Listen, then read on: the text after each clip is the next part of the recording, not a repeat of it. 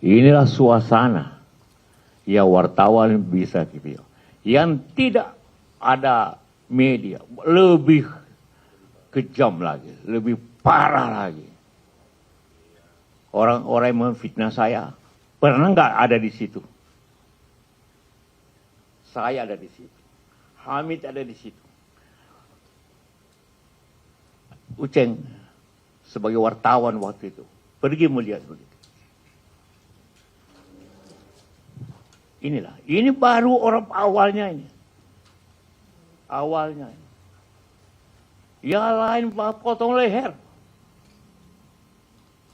7.000 orang meninggal. Emangnya karena apa? 7.000. Jangan lihat, Anda berangkanya 3 atau 4 yang tadi kelihatan. 7.000 orang meninggal di situ. Nah, yang paling mengetahui keadaan justru ketua PGI, Persekutuan Gereja Indonesia, yang dulu ketua sinode di Maluku, tertahu betul. Coba lihat pernyataannya supaya lebih lengkap lagi. Bagaimana keadaan sebenarnya yang terjadi.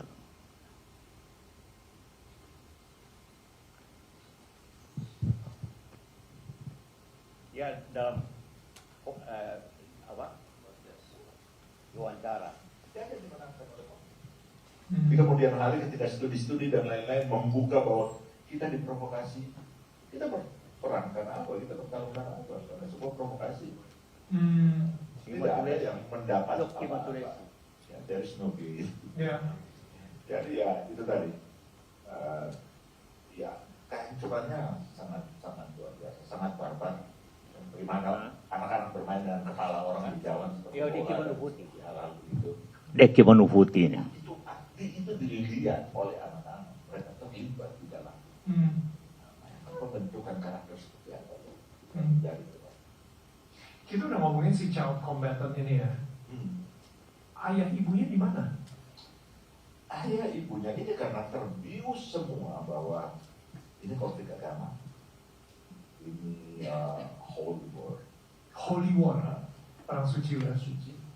Jadi di puisi saya yang saya tulis ketika alam menjadi lemah itu tentang anak ini yang saya bilang.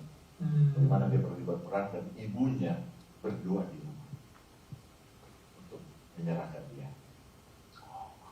Jadi ada justifikasi dari orang tua. Ada orang tua yang tidak setuju, tapi tidak bisa menghentikan karena orang tua mengungsi kemana, anak gabung di mana. Tapi ada yang justifikasi. Jangankan orang tua lah, para pendeta seperti kami saat itu saja yang mendoakan mereka dan lain-lain. Oh, memberikan berkat dulu sebelum mereka perang. Sebelum pergi. Itu yang terjadi. Ya. Dari Muslim, dari Kristen, semua ulama memberikan berkat. Itu yang saya katakan berkat ulama. Dampaknya jauh lebih besar, lebih dahsyat dari senjata tercanggih apapun. Karena kalau senjata dia pakai sebagai instrumen dia untuk bisa menyerang atau bertahan. Tapi kalau berkat, dia rela pakai tubuh dia sebagai senjata. Wow.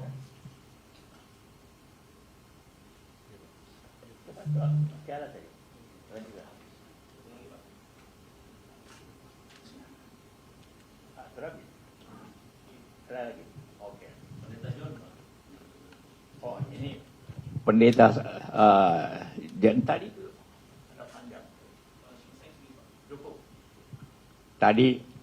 dia ceritakan bagaimana orang dipotong kepalanya dan kepala juga ikan bola. Inilah konflik yang paling kejam mungkin setelah G30S karena general ya di Eropa. Paling ganas, paling jahat. Inilah. Bayangkan kalau saya potong kepalanya Hamid, baru kepalanya juga itu baru jadikan. Tadi saya katakan, tadi ada. Bagaimana kepala orang dijadikan bola. Bagaimana kejamnya waktu itu. Dan itu jelas dikatakan tadi. Itu karena agama masuk di situ. Islam Kristen berbuat begitu. Kalau orang Islam, orang Kristen masuk di dalam Islam, tanya, apa? Biar bang, Islam. Coba, Assalamualaikum. Bebas. Tapi kemudian banyak orang begitu. Sebaliknya kalau ke Kristen, Shalom, bebas. Tapi kemudian banyak ya, suruh baca Al-Fatihah. Tidak bisa baca Al-Fatihah langsung. Sebaliknya juga di Kristen begitu. Kami bertiga masuk ke situ untuk menenangkan. Ada berani nggak? Berani nggak ada Armando itu ke situ? Berani nggak itu Darmawan begitu? Beranikah Anda semua?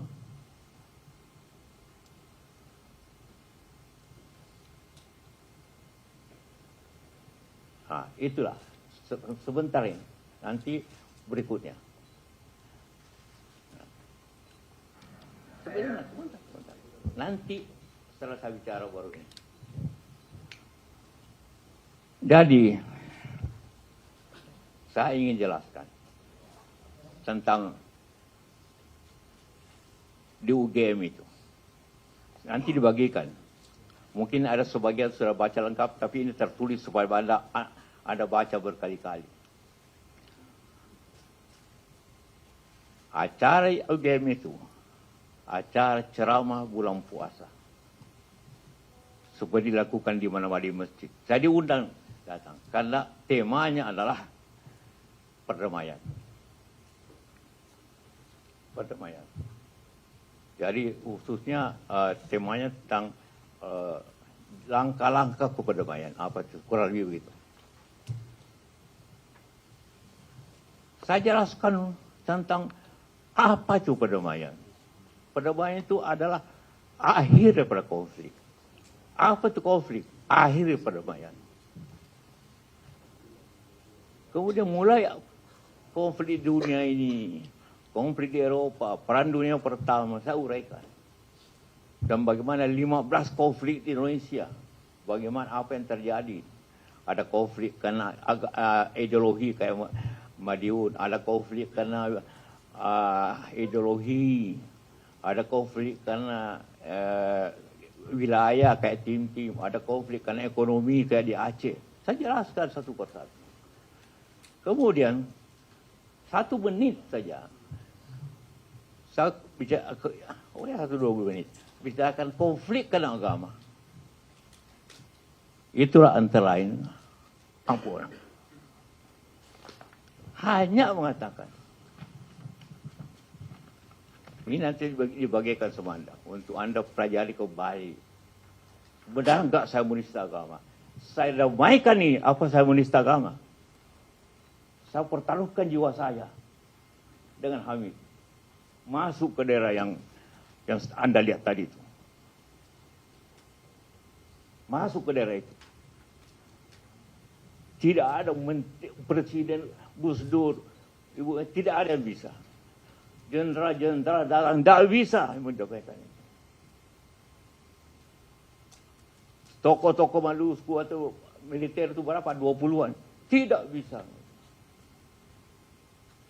Saya datang tanpa pengawal. Masuk ke daerah itu.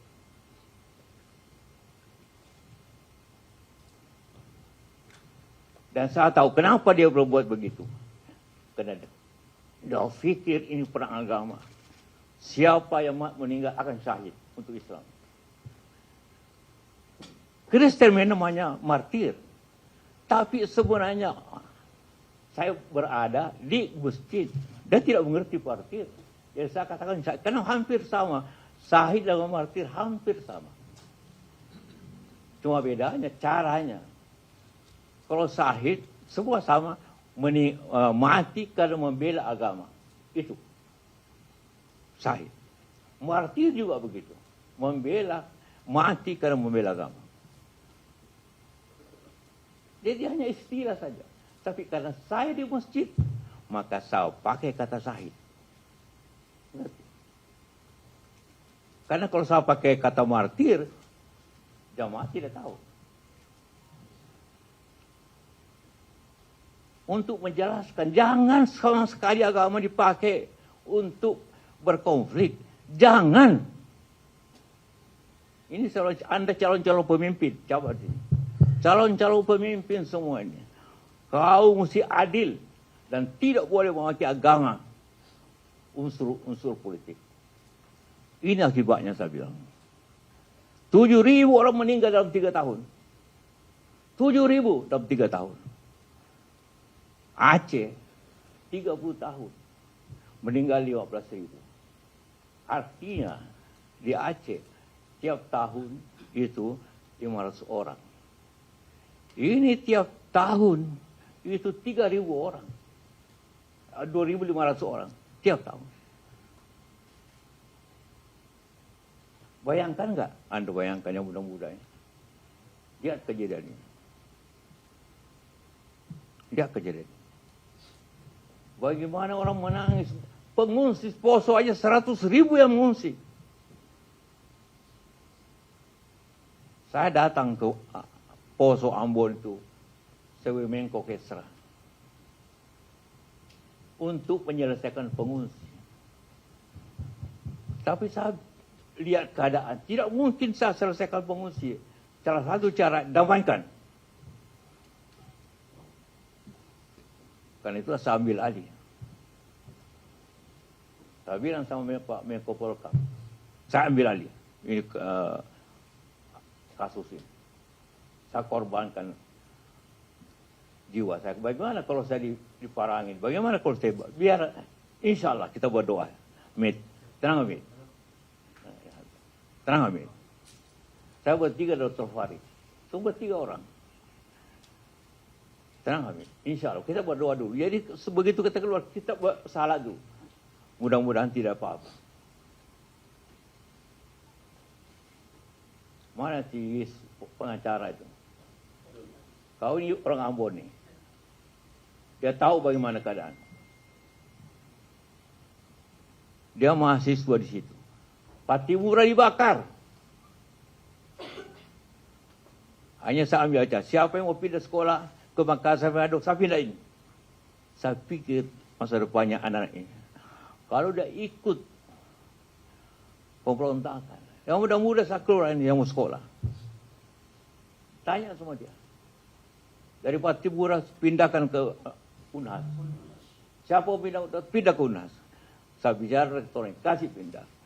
Saya bicara rektor di Manado. Siapa anak-anak yang mau sekolah pindahkan ke Manado. Hancur Ambon waktu itu. Sekolah-sekolah habis. Masjid dibakar, gereja dibakar. Rumah dibakar. Anda bertetangga. Saya Islam, dia Kristen.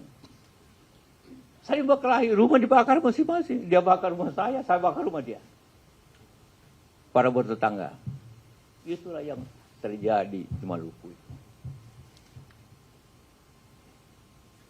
Tidak, kau tak saksinya kan. Ini berdua nih. Siapa yang abor di sini? Wartawan. Itu yang terjadi. Saya bicara 2 kalimat. Kenapa agama, saya bacakan ulang supaya tahu. Kenapa agama menjadi alasan konflik kayak di Poso dan Ambon. Dengar ya. Jadi ini kalau buku, ini ayat tentang Ambon. Kan yang lain ada tentang DI, ada tentang Aceh, tentang Permesta. Ini kemudian, saya tidak bahas tentang khusus Poso, tidak. Hanya 1 ayat yang berbunyi. Kenapa agama gampang menjadikan alasan konflik? Karena dua-duanya, Islam dan Kristen, artinya orang Islam, orang Kristen di tempat itu. Bukan Islam keseluruhan. Islam Kristen di tempat itu, di Ambon itu, di Poso itu. Berpendapat mati dan menewaskan orang mati atau mematikan. Itu syahid. Itu saya persoalkan. Padahal ini tentang Maluku. Saya tidak bicara tentang dogma agama. Saya tidak bicara tentang ideologi agama. Tidak. Tentang kenapa mereka saling membunuh. Kenapa mereka sering membunuh? Ada nggak di Islam? Tidak ada. Jadi mereka semua melanggar ajaran agama. Saya tidak mengajarkan agama Kristen. Tidak. Tentang kayak Ambon dan Poso. Anda kan para jurnalis, tahu kata-kata gitu kan? Konteksnya apa?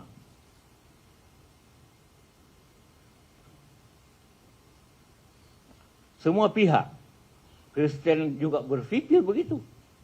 Artinya karena saya bicara di kalangan Islam, sehingga zakat semua pihak, ya artinya Islam dan Kristen juga berpikir begitu.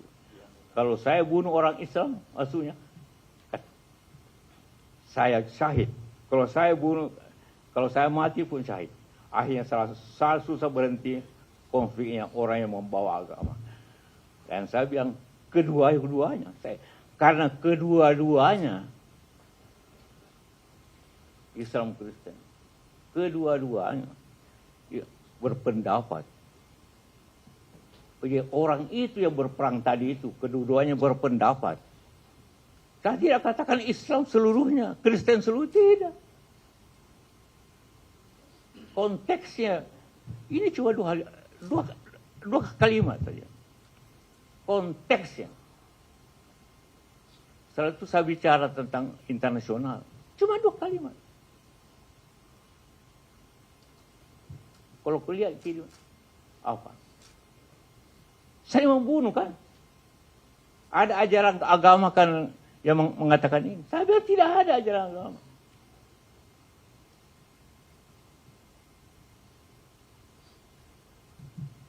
Nah, jelas saya katakan bahwa tidak ada ajaran agama. Karena itu saya selesaikan ini dengan satu kata. Satu kata. Rapat umum di Dentena. Rapat umum saya undang, kumpulkan di lapangan orang-orang yang berkelahi ini. Sebab kalian masuk neraka. Karena tidak ada ajaran Kristen dan ajaran Islam yang mengatakan selalu membunuh saudaranya itu masuk syahid. Jadi kenyataannya gini, dan saya bantah. Ingat, dia di belakangnya. Bahwa kalian semua masuk neraka. Jangan hanya itu. Lihat kalimat berikutnya, kalian semua tidak ada. Islam tidak mengajarkan itu. Jadi ini mereka paham, tapi tidak sesuai dengan ajaran Islam dan ajaran Kristen. Itu artinya kalimat-kalimat ini. Karena ini secara lisan, tentu strukturnya tidak seperti bikin buku. Tapi saya bicara. Tapi tetap terstruktur.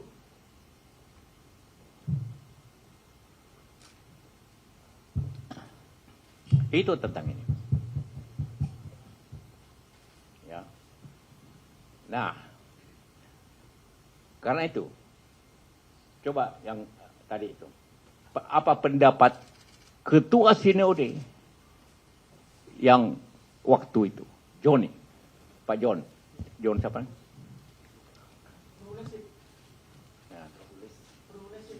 Ya, Lorete.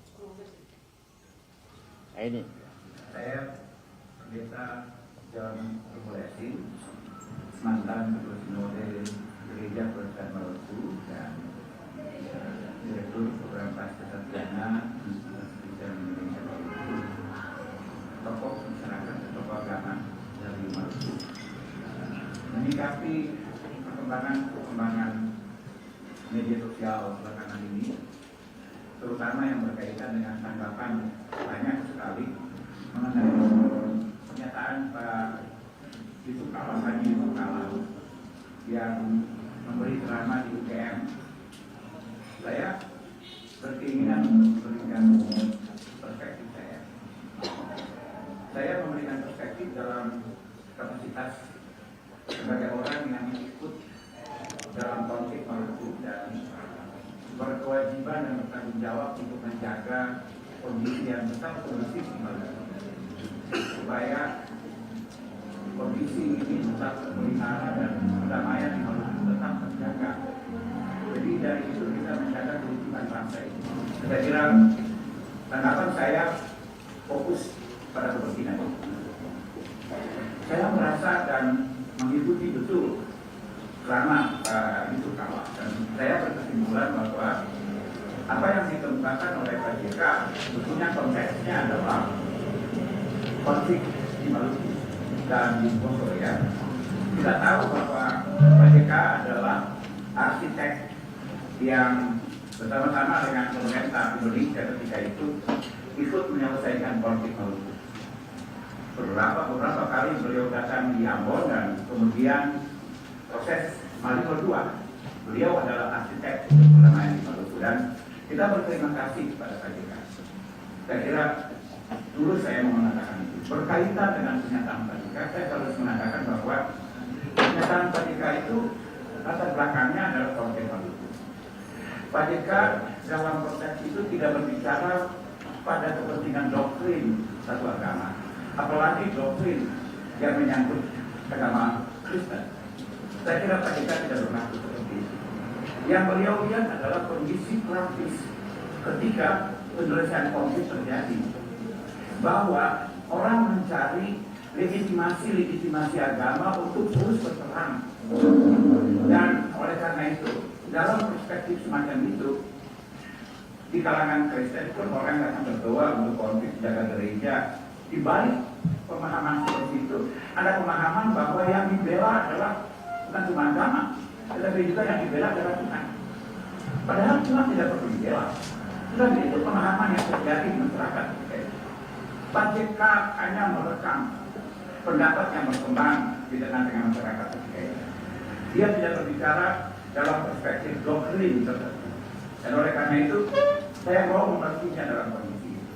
Ya, saya kira Pak JK sampai pada taraf semacam itu tidak bermaksud melecehkan satu agama. Ya, hanya beliau melihat fakta sosiologis historis bahwa orang mencari legitimasi agama untuk terus berperang. Saya kira ini pandangan yang harus saya luruskan supaya apa yang dikemukakan tidak lalu memicu ketegangan-ketegangan di basis masyarakat. Dan kita terus menjaga tentang keutuhan bangsa kita. Saya kira itu yang mau saya katakan. Sekian dan terima kasih. Assalamualaikum warahmatullahi wabarakatuh. Shalom. Ini sinode yang ketua sinode Maluku pada waktu itu. Istrinya kena bom. Dan istrinya kan? Istrinya dia. Jackie atau istrinya? John. Istrinya kena bom. Bagaimana sahabat nanti bayangkan sama Anda. Bagaimana kami berdua, bertiga dengan Pak Farid. Dan ada Pak. Sulitnya menangani ini. COVID-nya. Pertama saya pergi dengan Pak SBY, dengan tentara pengawal macam panser masuk kota. Bicara orang. Bicara para, termasuk Joni ini, pendeta Joni yang paling keras bicara. Kalau Islam itu Muhammad At-Tamimi. Anda bayangkan itu. Karena saya hanya mendampingi, saya dia Pak. Ini orang ngomongnya kayak apanya. Sore rombongan pergi, kami tinggal. Kita tinggal selesaikan ini soal. Kumpul lagi semua. Setelah itu bicara kelompok Islam, bicara Kristen. Saya bicara Uskup Agung Pandagi, Uskup Pandagi. Ada enggak orang Katolik di sini? Angkat tangan. Tidak ada ya? Saya tunggu di rumahnya 1 jam karena dia tidur. Sampai sekarang dia selalu ingat itu. Begitu menyelesaikannya. 2 hari kemudian saya datang lagi. Ini untuk memberikan gambaran bagaimana kejamnya situasi. Saya datang lagi. Di bandara saya dijemput dengan motorboat, speedboat, ke kota. Saya bilang, kenapa kita dengan motor speedboat? Karena jalan sudah penuh dengan dengan pohonnya ditebang. Habis jalan ke Ambon. Kita naik motorboat. Saya 2 hari di situ. Bicara semua orang lain. Bicara kelompok itu. Jangan sekali jihad.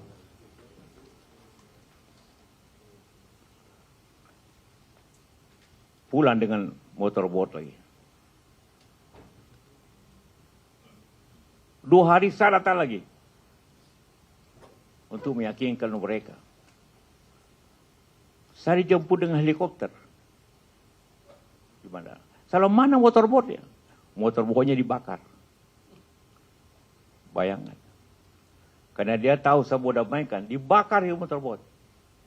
Motorboat Pemda punya. Saya dijemput dengan helikopter. Inilah suasana. Anda belum lahir. Suasana ini paling kejam dan antara semua konflik Indonesia setelah G30S.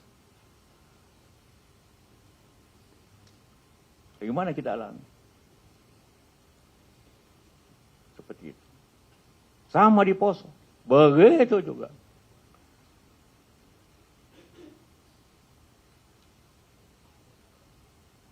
Akhirnya saya yang damai. Dengan cara bahwa mereka musuh neraka. Dan mereka terkejut. Dan baru sadar semua bahwa ini tindakan. Jadi ini bukan yang terjadi itu hanya mengatasnamakan agama.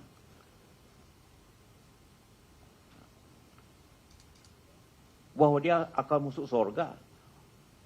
Saya tentu, saya ulangi lagi. Saya pakai kata syahid. Bukan martir. Karena saya di masjid. Ingat. Saya bicara, di otak jamaah tahu. Bahwa dia berjuang untuk agama. Islam menganggap dia berjuang agama. Kristen menganggap dia berjuang untuk agama. Terjadilah perang besar-besaran. Saling motol. Dalam Kristen yang saya baca, itu tidak boleh. Dalam Islam juga tidak boleh. Jadi bukan saya bicara dogma agama, bukan. Saya bicara kejadian pada waktu itu. Kejadian pada waktu itu. Semua merasa masuk surga. Tadi lihat. Sebelum pergi mereka, pemuda-pemuda ini pergi perang, semua didoakan. Kau pergi berdoa. Kau habisi musuhmu. Islam juga begitu, didoakan oleh para ustadz. Kau pergi. Jadi ini perang agama. Perang karena agama. Yang dipakai agama. Tapi agamanya diselewengkan agama itu. Itu yang terjadi.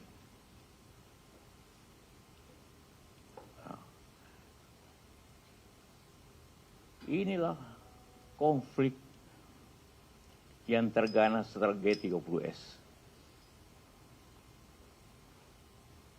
Coba cari konflik lainnya. Tidak ada orang potong kepala baru dijadikan tempat sepak bola. Tidak ada. Kejamnya orang. Anda lihat sendiri tadi di video. Bakar rumah. Rumah temannya dia bakar. Karena bela agama.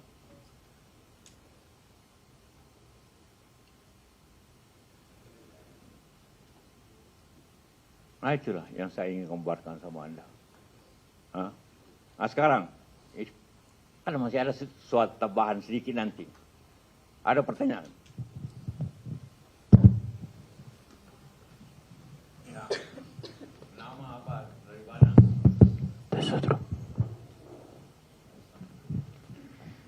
Nama Arif Pak dari cekandicek.com. Apa? Arif. Arif dari? Cekandicek.com Pak.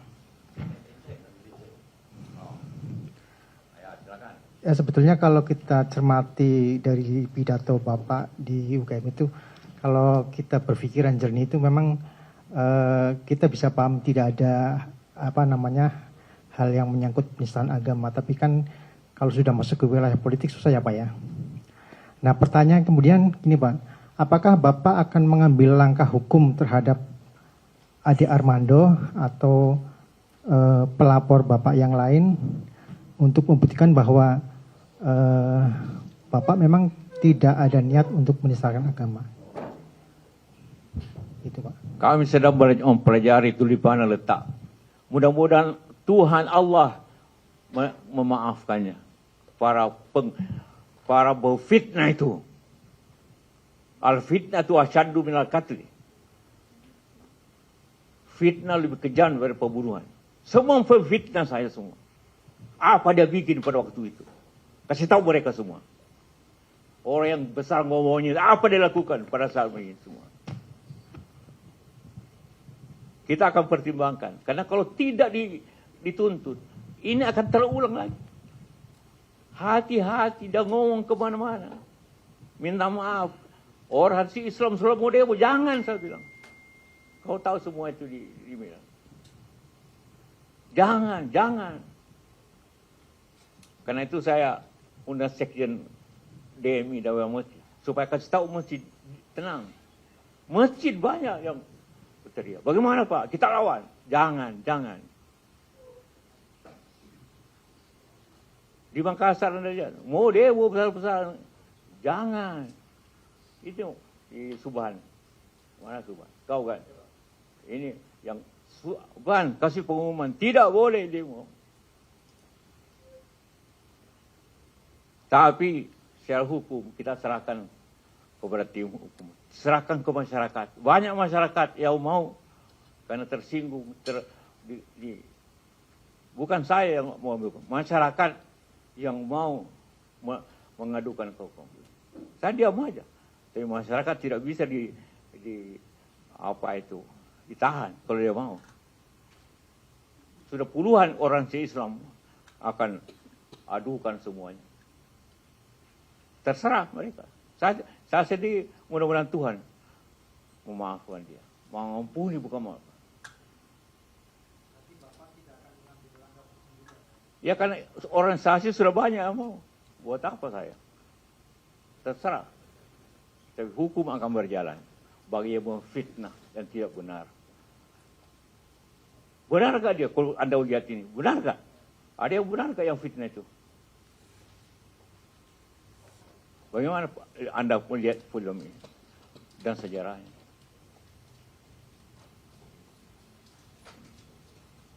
Ada lagi? Silakan.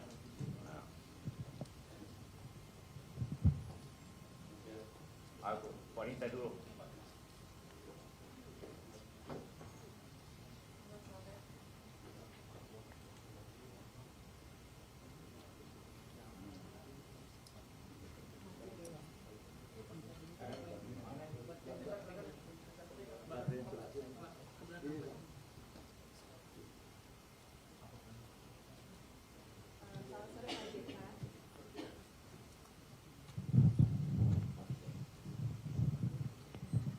Selamat sore Pak JK, saya Okta dari Kompas TV. Izin saya tidak berdiri takut menutupi kamera teman-teman yang lain di belakang. Pak JK, berarti penegasan Pak, kemarin kan juga sempat ada pelaporan ke polisi ya, terkait dengan pernyataan Pak JK di UGM tersebut. Nah ini artinya Pak JK melihat apakah ada upaya politisasi atau seperti apa begitu? Terima kasih.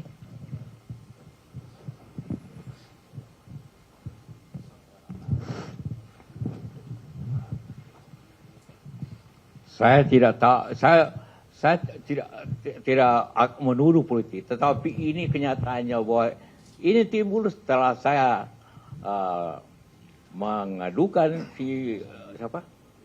Rismon. Dan kedua saya mengatakan bahwa ini sudah 2 tahun rakyat ini berkonflik, bertentangan, saling mengadu, saling berteriak-berteriak, demo. Sudahlah Pak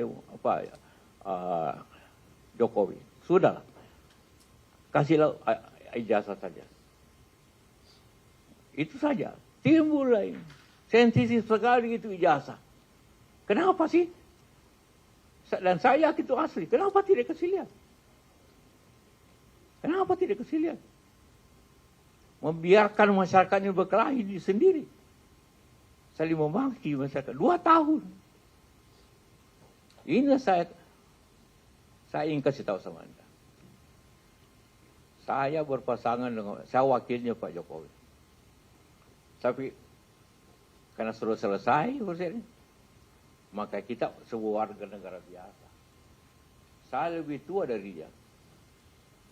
Jadi sebagai orang yang lebih senior, saya nasihati.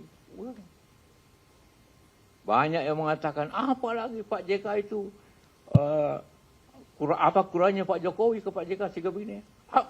Apa satu dulu Pak JK? Ada nggak? Ada satu dulu nggak? Ada nggak? Salawan nggak Pak Jokowi? Enggak. Si Rismon mau ketemu saya dengan 7 orang.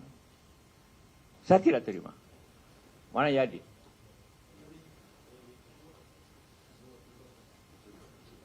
Hah? Minta waktu, nanti dipilihkan WA-nya oleh temannya yang minta. Saya tolak. Roy Suryo mau ketemu, saya tolak. Demi saya mau netral. Mana itu? Ini. Baca.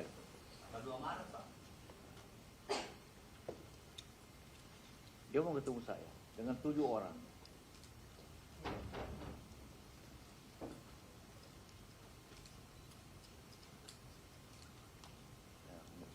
Berikan buku, dia kasih bawa buku saya. Mau ditemani oleh beberapa orang. Saya tolak. Saya tidak mau campur dengan urusan. Tapi ini soal Rismon ini sudah melibatkan semua orang. Dituduhlah saya, dituduh Puan, dituduh SBY, dituduh siapa. Itu pengalihan aja. Jadi sama marah, kenapa? Apalagi saya, dituduh kasih 5M. Mana saya kasih 5M? Ketemu aja tidak tahu saya. Kenal pun tidak. Ini buktinya. WA-nya. Tidak, saya bilang. Jadi jangan terima. Bilangnya tidak. Tadi bilang lagi mau bohirnya. Menemu saya tidak mau saya. Kenapa tiba-tiba sensitif sekali saya katakan saya seniornya? Siapa yang membawa Jokowi ke Jakarta? Saya membawa ke Jakarta dari Solo untuk jadi gubernur. Saya bawa. Saya ke Ibu Mega. Ibu, ini secara baik orang PDP. Jangan. Saya datang lagi. Akhirnya beliau setuju. Jadilah gubernur. Itu pun saya, kasih saya. Sehingga waktu dia menang jadi gubernur, setelah ke Ibu Mega datang sama saya, ucapan terima kasih. Apa kurangnya saya coba? Saya bawa ke Jakarta. Kasih tahu semua itu termul itu. Jokowi jadi presiden karena saya. Kan tanpa gubernur mana bisa jadi presiden? Coba dia. Datang ke rumah ucapkan terima kasih karena setelah ke Ibu Mega dulu sebagai baru datang sama saya. Coba. Dia jangan bilang apa Jokowi, saya yang bantu Jokowi. Boleh tanya sama beliau. Kasih lihat foto ini. Itu masih pakai baju kotak-kotaknya.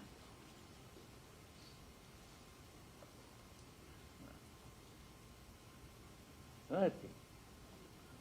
Dia jangan macam-macam itu. Hoax itu bahwa saya yang bantu. Saya yang bawa. Memang, ini 2 tahun dia gubernur. Oke, silakan. Saya tidak campur. Saya tidak pernah datang waktu gubernur. Tiba-tiba jadi presiden. Saya bilang lah, belum cukup pengalaman. Jangan. Nanti rusak negeri ini.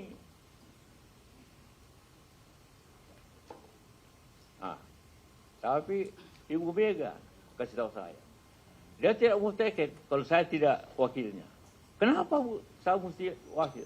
Karena Pak JK yang paling berpengalaman. Bimbinglah dia.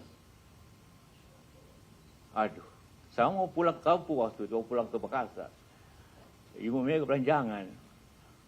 Pak Yusuf dampingi. Saya tidak mau tiket kalau bukan Pak Yusuf. Ya bukan saya minta. Bukan. Ibu Mega yang minta sama saya. Agar dampingi. Karena beliau tidak ada pengalaman. Dia agak coba. Minta maaf ya. Kasih tahu semua itu. Buser-buser itu. Dia tidak jadi gubernur kalau bukan saya.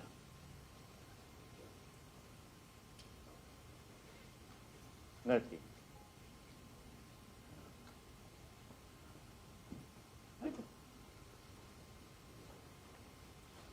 Di rumah ini.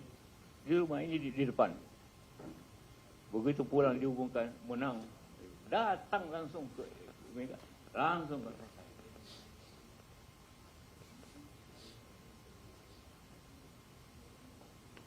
itulah ceritanya. Kenapa saya tidak pernah minta jadi wapres sama dia. Hanya Ibu Mega bukan memaksa, mendorong. Jangan Pak Yusuf, saya tidak mau tiket kalau bukan Pak Yusuf yang diwakilnya. Bahaya ini. Coba cek saya Ibu Mega. Saya tidak pernah bicara Jokowi untuk minta wapres. Tidak pernah.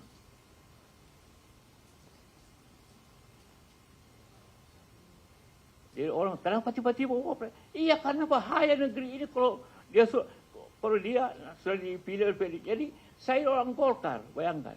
Orang Golkar, tapi oleh PDIP mencalonkan saya wakil. Bukan kan partai. Hanya karena perlu dibantu beliau ini. Perlu didampingi.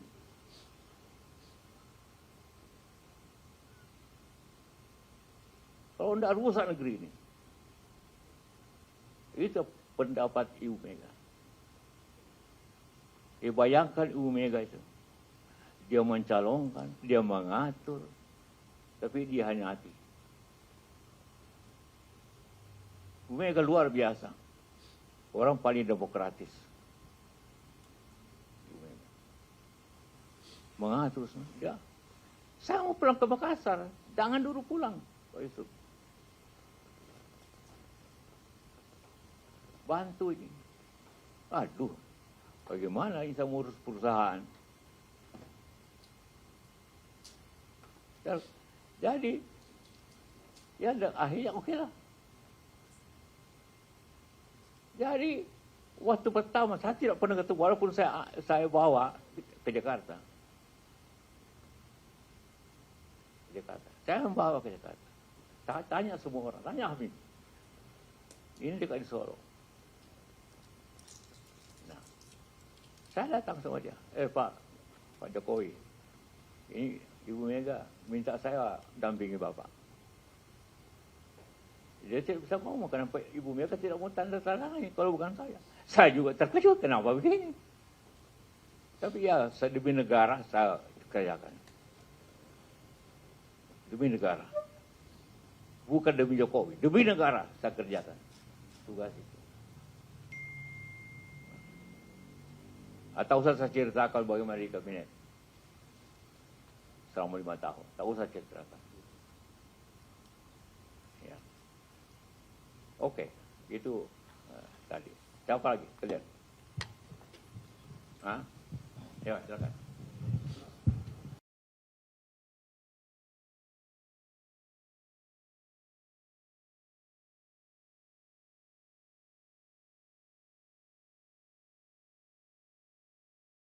Pak JK, saya Mario dari Tribun News. Mungkin mau menambahkan aja pertanyaan sebelum-sebelumnya.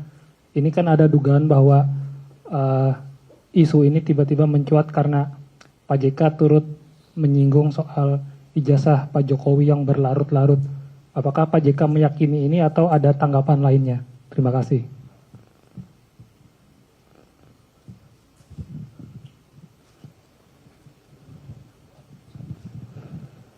Saya cuma bilang waktu Ini baru selesai langsung ini. Apa urusannya tiba-tiba ngomong kepada saya tentang ayat ini? Ini sudah sebulan ceramahnya. 40 hari. Tiba-tiba muncul. Boleh. Semua boleh bantah. Tapi apa hubungannya? Dan yang ngomong orang yang sama. Orang sekitar sana. Kenapa marah sekali pada saya senior dari lebih tua artinya? Saya kasih nasihat, cuma nasihat. Tidak melawan, nasihat Pak, lebih baik. Kasih lihat, kan saya yakin you asli, kita berteman. Kenapa tiba-tiba orang mengatakan saya lawan? Apa urusannya sama? Kata bahwa tolonglah Pak, kasih lihat, itu melawan tidak? Apa melawan? Tidak kan? Ngomonglah sedikit kau, tidak diam aja semua. Tiba-tiba marah semua. Dia kan ijazahnya asli. Menurut beliau, kasih lihat. Supaya negeri ini aman. Habis waktu kita. Tiap malam. Itu. Apalagi cukup ya? Sudah paham semua? Ada tambahan.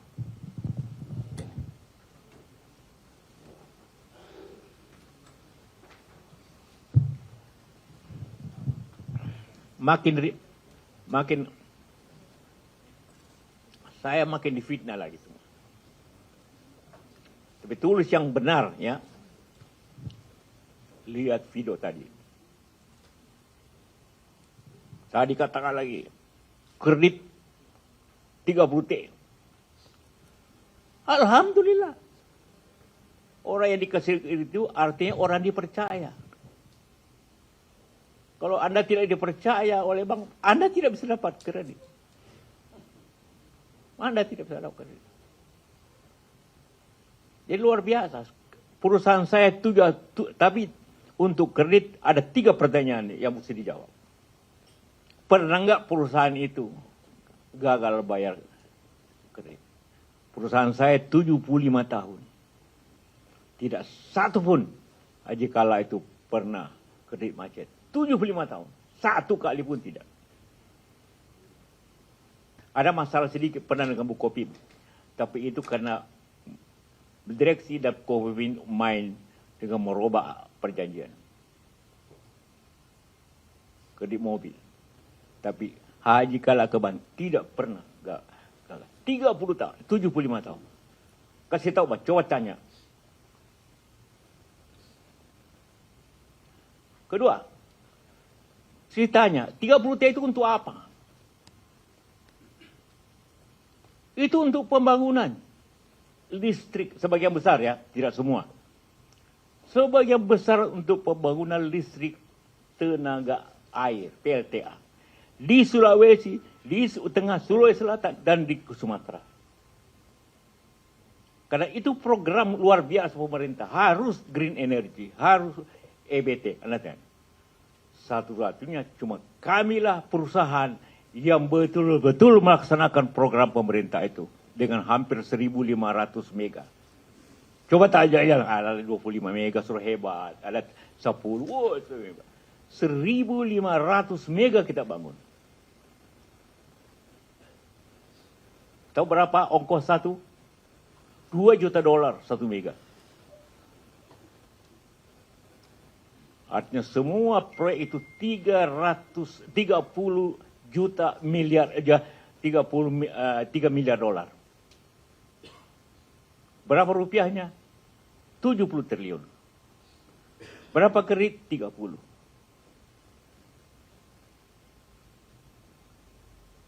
Jadi apa yang salah? Bersyukurlah, berbanggalah saya. Bahwa satu-satunya perusahaan daerah, pribumi, dipercaya punya kredit 30 T. Coba tunjukkan saya siapa. Kalau konglomerat ratusan T. Ini cuma 30. Kalau dijatuhkan lagi, mana pribumi lagi bisa maju? Ini pusat pribumi daerah. Dikacaukan lagi. Kalau kita berhenti, oke, listrik kita ambil uangnya, kerik kita matikan. Gelaplah itu Sulawesi, gelap Sumatera.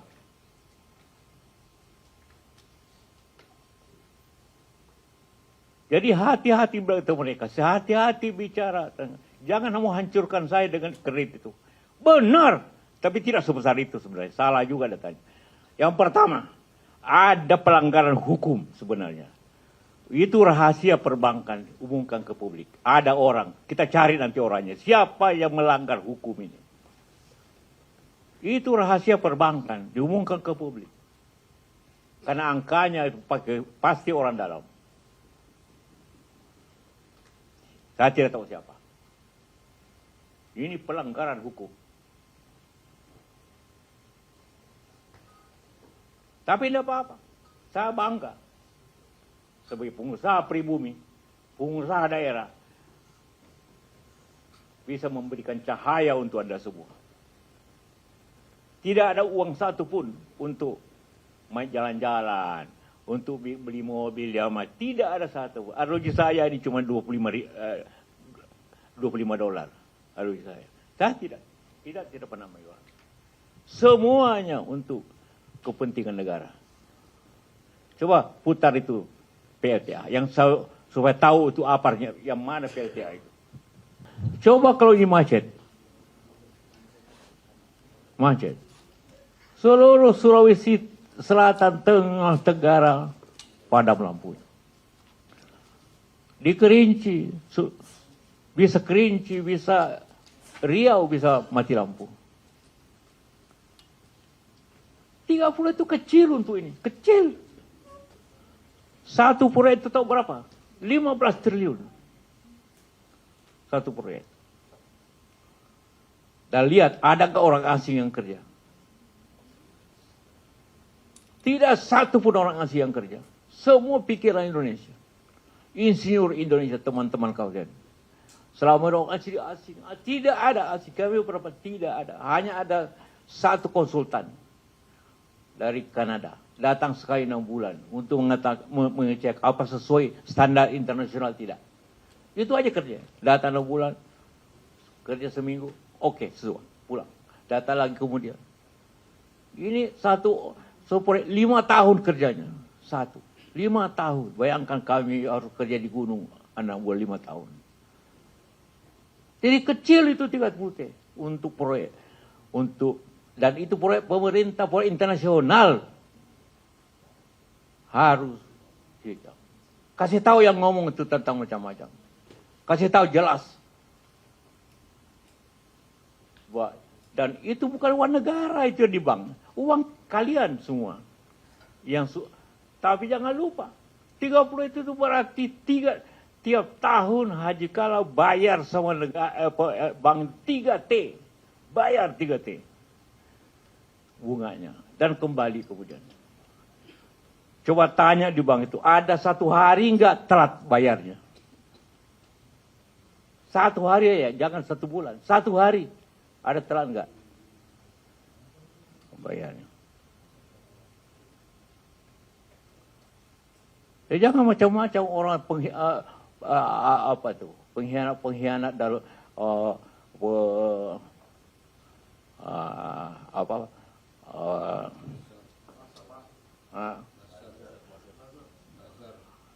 orang fitnah itu. Iya, kurang itu malah 30 T. Usia lebih banyak. Kurang 30. Dan bank percaya. Karena tidak ada 1 hari pun telah dibayar. Dan apabila tidak ada ini, gelap kalian di Sulawesi dan di Sumatera. Gelap. Dan ini proyek internasional minta itu yang green, hijau. Orang datang ke ambil batu bara nikel, diambil. Ini hanya pinjam 5 menit air. Kami tidak ambil, hanya pinjam, masukkan ke generator, turbin.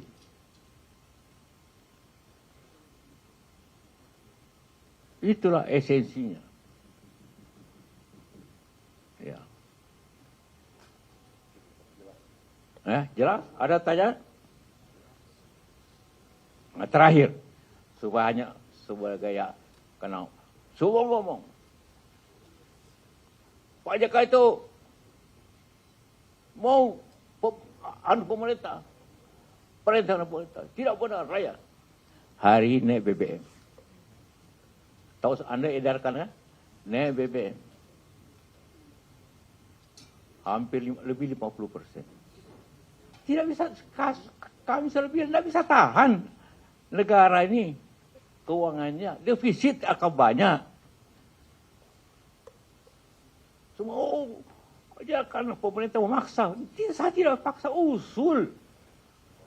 Semua warga negara, Anda pun boleh mengusulkan apapun ke pemerintah. Pemerintah ini pemerintah kita. Apa yang salah kalau kita usulkan naik BBM?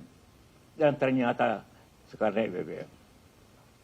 Karena tidak tahu, saya sudah duga, tidak bisa tahan keuangan negara. Hah? Apa? Iya, karena faktor eksternal. Naik. Jadi ada harga siapa 14.000 dulu, naik 24.000, naik 10.000, 10.000 satu liter. Bayangkan. Kita sudah hitung 2 bulan lalu bahwa tidak mungkin keuangan negara tanpa menyesuaikan harga BBM. Dan yang pakai BBM itu orang yang mampu.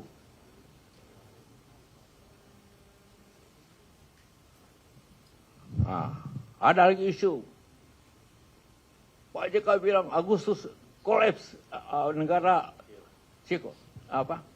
kios. Boleh periksa semua media. Pernah enggak saya bilang di media? Ada enggak di media saya bilang begitu? Anda ini puluhan media ini. Coba cari di media. Pernah enggak saya bilang begitu? Yang bilang begitu, saya didu.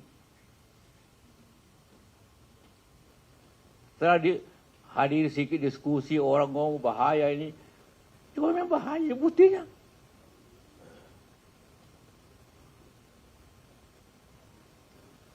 Saya tidak pernah ngomong satu pun tentang bahwa negara ini akan, bahwa saya ngomong, ini negara bermasalah kalau tidak naik BBM. Kalau tidak MBG dikurangi. Kalau tidak koperasi jangan terlalu besar. Kita ngomong begitu. Semua kumpul di sini. Para ekonom, para ahli daerah. Ya saya teruskan. Ini. Seperti saya pada kabar. Saya kirim ke Bapak Presiden. Saya kirim ke Menko Ekonomi. Ada kata-kata di sini. Pemerintah pusat perlu mengantisipasi situasi yang diperkirakan akan mulai muncul pada bulan Juli sampai akan situasi akan muncul masalah. Tidak mengatakan kios. Yang ngomong kios itu saya didu. Coba ceklah. Saya tidak mengatakan begitu. Dan saya tidak lawan. Percaya bila saya lawan pemerintah. Saya kasih saran pemerintah benar. Itu benar. Semua warga negara. Saya tidak pernah mengatakan jatuhkan pemerintah. Tidak pernah.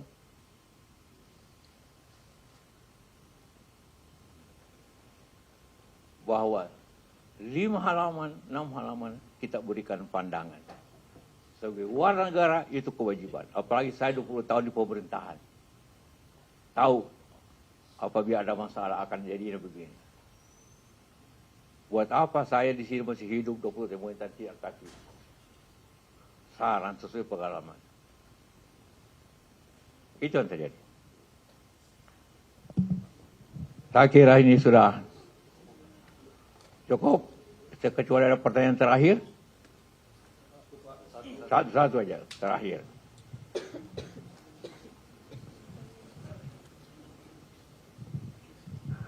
Sore Pak JK, saya Yogi dari CNN.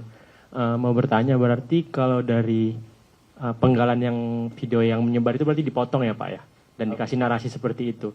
Mungkin dari pihak Pak JK mungkin mau mencari pihak yang memotong dan melaporkannya ke polisi gitu Pak. Terima kasih. Unggah pertamanya. Saya bicara di Gajah Mada 45 menit.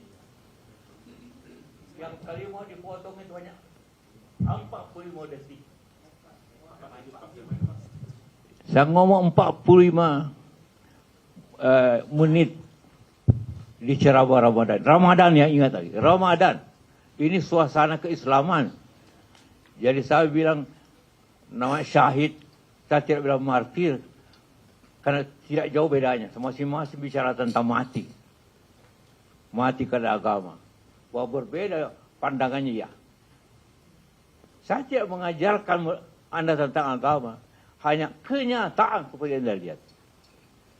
Kenyataan Anda lihat. Kenapa mereka mau mati? Karena merasa masuk surga. Kenapa? Mereka senang mati. Jadi itu. Apa tadi?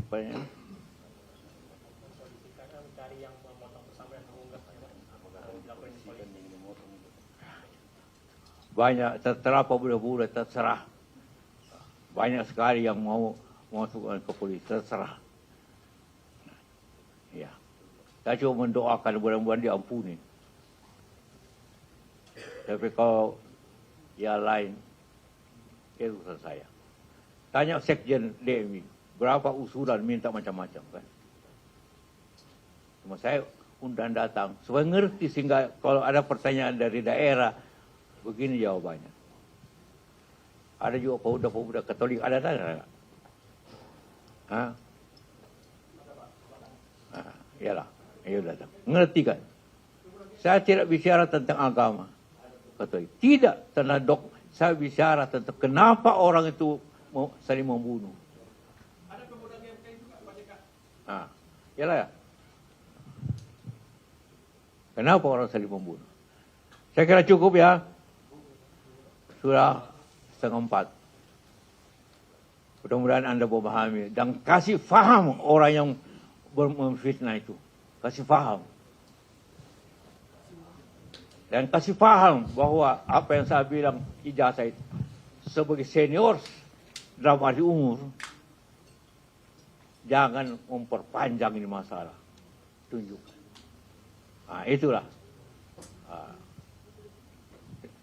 Terima kasih Anda semua. Dan Anda akan mendapat anunya yang cukup, saya tidak tahu. Satu lagi, cuma untuk pelengkap aja. Coba baca itu di meja. Itu sebuah penghargaan dari kantor pajak bahwa perusahaan kami, perusahaan yang paling setia membayar pajak ini. Ini piagam penghargaan atas bayar pajak. Ini sudah kira-kira 30 tahun, tiap tahun. Tiap tahun. Di Makassar, karena kantor pusat kami di Makassar. Semuanya. Dan demi ya tambahan sedikit. Ini Bukaka. Bukaka itu nama kampung saya. Demi meningkatkan teknologi dan mengekspor teknologi. Mungkin tidak banyak atau mungkin tidak ada perusahaan di Indonesia yang mengekspor teknologi. Garbarata dan macam-macam ke India, ke Oman. Itu ada kita punya pabrik di situ, ada pabrik Bukaka di India, ada di Oman. Demi mengekspor. Saya tidak ambil batu bara, tidak ambil